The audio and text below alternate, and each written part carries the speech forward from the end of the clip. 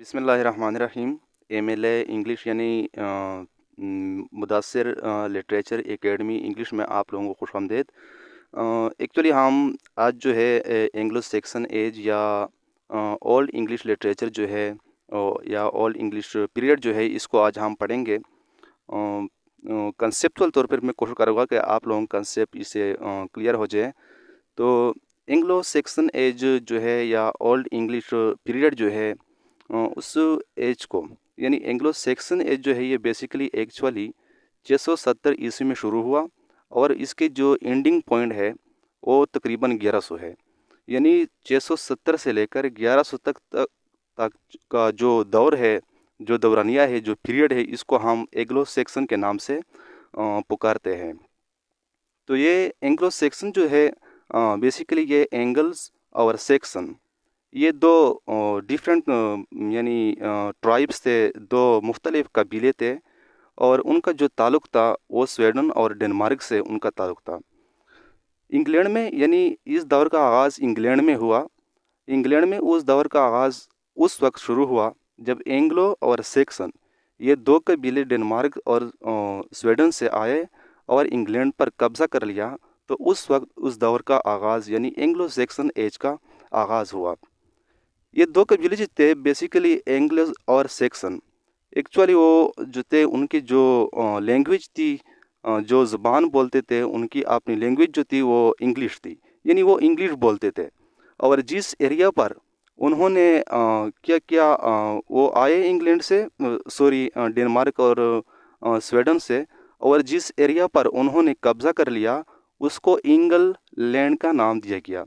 यानी ये दो कबीले जब वहाँ से आए, ये स्वीडन और डेनमार्क से, और जिस इलाके पर उन्होंने कब्ज़ा कर लिया उन्हें इंग्लैंड का नाम दिया गया।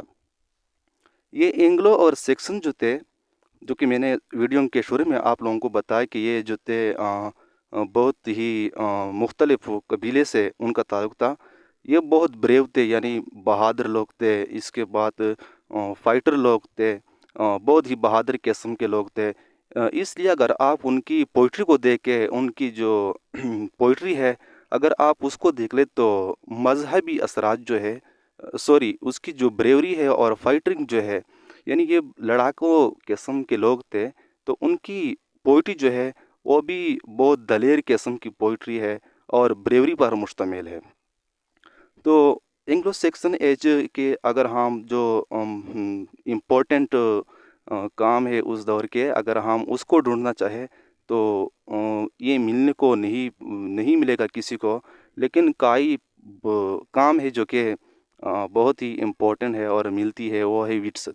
तो विरसत जो है ये एक बहुत ही अहम पोइम है जो कि कई बादशाहों के दरबारों के ज़वाल और उरूज के बारे में ये लिखा गया है। तो ये बहुत इम्पोर्टेंट काम है। इसके बाद अगर हम बात करें, कोई क्वेश्चन करें कि what is the most important work of the Anglo Saxon age, तो हम ये कह सकते हैं कि ब्यूफल जो है एक नाज़म है, एक पोइम है जो कि उस दौर में पब्लिश हुआ। तो ये बहुत ही यानी फेमस वर्क जो है उस दौर की एंग्लो सेक्सन एज की या ओल्ड इंग्लिश लिटरेचर जो ओल्ड इंग्लिश पीरियड जो है, ये उस दौर की बहुत ही अहम काम है। इस तरह ब्यूफल की तरह कई और भी कहानी है, लेकिन पोइम्स है, लेकिन ब्यूफल की सबसे अहम खूबी यह है कि इसमें हिस्टोरिकल बैकग्राउंड जो है वो बहुत अच्छे तरीके से बयान किया गया है। इसके बाद जो बचराते उस दौर के मुख्तलिफ और उनके जो उरूज और ज़वाल के जो इवेंट्स थे वो बहुत क्लियरली इसमें बयान किए गए हैं। तो इसके बाद अगर हम एंग्लो सेक्सन जो थे, एंग्लो और सेक्सन ये दो कबीले जो थे, ये जब इंग्लैंड पर उन्होंने कब्ज़ा कर लिया तो उन्होंने किया क्या, क्रिश्चियनिटी रिलीजन जो था, यानी ईसाइयत, मज़हब ईसाइयत, उन्होंने इसको कबूल कर लिया बाद में। एंग्लो सेक्सन जो थे ये तो डेनमार्क और स्वीडन से थे, उनका अपना मज़हब था, लेकिन बाद में उन्होंने क्या किया, यानी क्रिश्चियनिटी जो था क्रिश्चियन का जो मज़हब था उन्होंने उसको कबूल कर लिया। तो उस दौर में यानी एंग्लो सेक्सन एज के अगर हम इम्पोर्टेंट पोइट जो है, इसके राइटर जो है, इसकी बात करें तो ये हमारे हाँ दो नाम आते हैं, बहुत बड़े नाम है। ایک ہوتا ہے کیڈمن اور دوسرا ہوتا ہے سن والف۔ تو کیڈمن کا سب سے اہم کام جو ہے وہ اس نے ایک نظم پبلش کیا، اور اس نظم میں انہوں نے کریشن آف آدم یعنی آدم علیہ السلام کی جو پیدائش، اور اس کے بعد فاسٹ مسٹیک آف آدم، اور اس کے بعد یعنی حضرت علیہ السلام نے جب پہلی غلطی کی اور جنت سے نکالا گیا تو اس کے بیان کیا گیا ہے۔ کیونکہ میں نے پہلے آپ کو بتایا کہ اینگلو اور سیکسن جو تھے انہوں نے عیسائیت کو قبول کر لیا، تو ان کی شاعری جو تھی، ان کی ڈائریکٹر تھے، ان پر بھی ان کے اثرات تھے، اس لیے انہوں نے جو شاعری کی وہ بھی مذہب کی طرح رجحان کرتی تھی۔